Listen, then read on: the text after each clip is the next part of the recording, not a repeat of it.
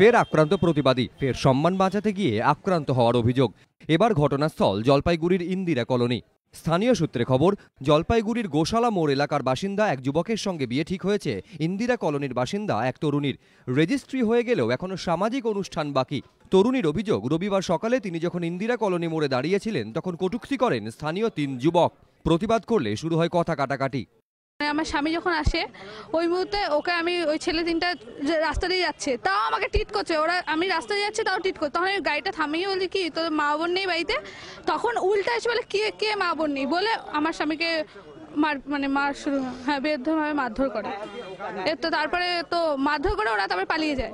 তরুণীর সঙ্গে কথা কাটাকাটির সময়ই চলে আসেন যুবক। তার দাবি, প্রতিবাদ করতে ঝাঁপিয়ে পড়ে 3 যুবক, মাটিতে ফেলে বেধড়ক মারধর করা হয়।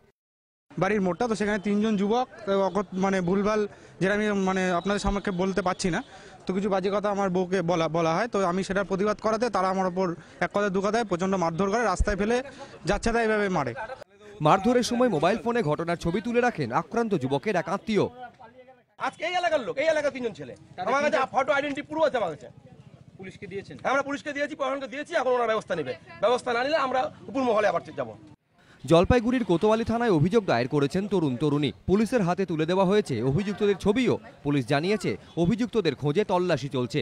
এর আগে 23শে জুন নাবালিকার বিয়ে রোখার চেষ্টা করায় জলপাইগুড়ির কোতোয়ালি থানা এলাকার দেউনিয়া পাড়ায় আক্রান্ত হন এক প্রতিবাদী যুবক। প্রতিবাদীকে খুনের চেষ্টার অভিযোগও ওঠে পাত্রের বিরুদ্ধে। এবার সেই কোতোয়ালি থানা এলাকার ইন্দিরা কলোনিতে আক্রান্ত প্রতিবাদী যুবক।